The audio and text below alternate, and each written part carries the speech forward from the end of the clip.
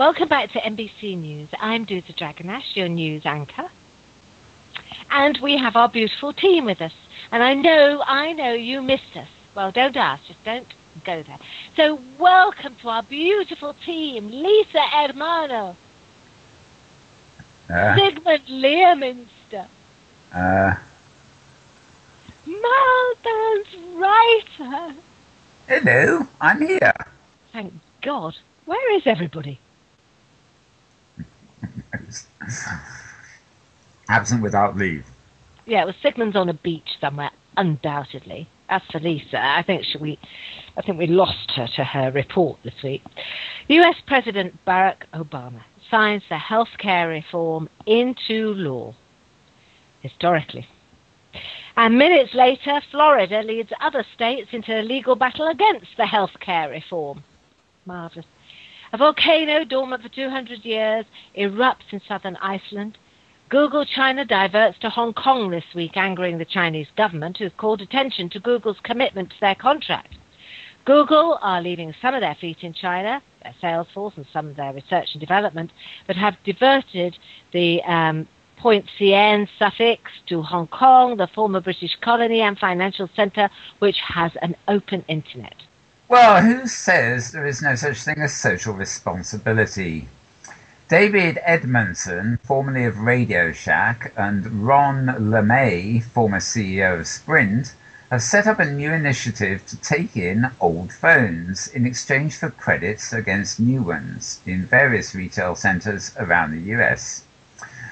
Then the old phones will be recycled by eRecycling Corps and sold on eventually, creating a new recycling market in other countries around the world.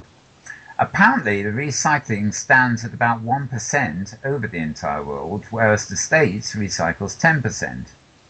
It's not entirely done from altruism. David Edmondson says there should be about a 65% return on the recycled phones. Unity Technologies have announced their version 3 being released in the summer of 2010.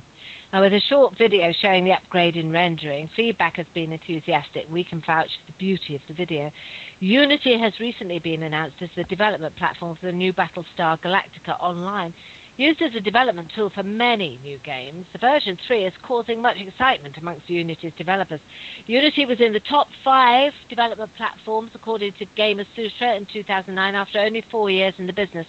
The third-generation platform has provided unified editors, improved physics, built-in light mapping, occlusion culling on the desktop web, and deferred rendering. In fact, their new games include a serious game production, which is on the Israeli-Palestinian interchanges, which I thought was a bit odd for a game, but there we are.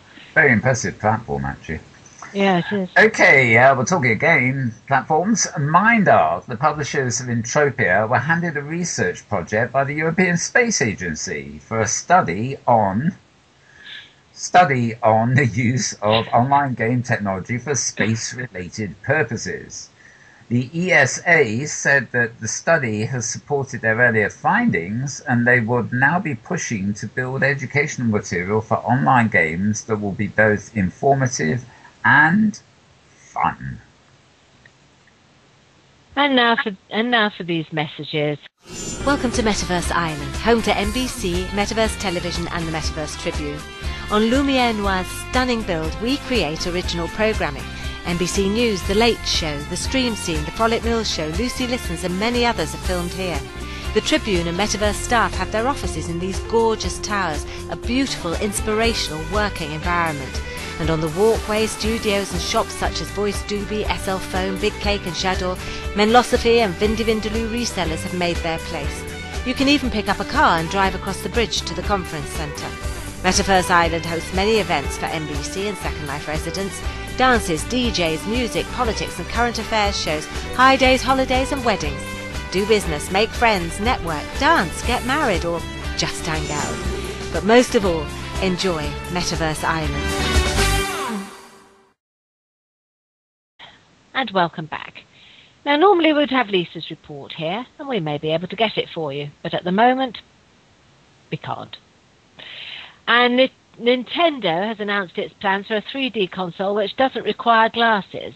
Probably available in 2011. And at this point, I was considering reading last week's script, but we've decided it's time limited, so we won't do that. But Linden will be biting his nails, no doubt, this week when his solo art exhibition, Doodle Art, is opened at the University of Western Australia in both Second Life and Real Life. These are Mark Kingdon's real-life artworks, but he has also produced 2 Second Life sculptures for the exhibit. Alongside the SL event, the RL event will be hosted by Len Zooks, the award-winning West Australian artist whose real-life sculptures will be standing alongside Linden's. On first seeing one of Linden's images, Len Zooks is quoted as saying, "It's as if I had bypassed the artist's eyes and had a glimpse into the mechanism of the artist's mind." Wow. Well, Linden, in the meantime, has his artist statement that says his art could be called Dynamic Connected Systems, and says that SL has changed the way he thinks about his art. Well, if you'd like to see into Linden's mind, go to the Lawrence Wilson Gallery at the University of Western Australia, UWA for short, or come to the scroll is Second Life, Wasp Island, coordinates 239, 216, 28 at 3 p.m. this coming Saturday. Right. Well, in the absence of our Beach Boy and the rest of it, that's the end of the news. And we hope you've enjoyed being with us this week as much as we've enjoyed being with you. Indeed. We'll just say goodbye, shall we, Mal? Goodbye, everybody. Goodbye and have a safe week from NBC.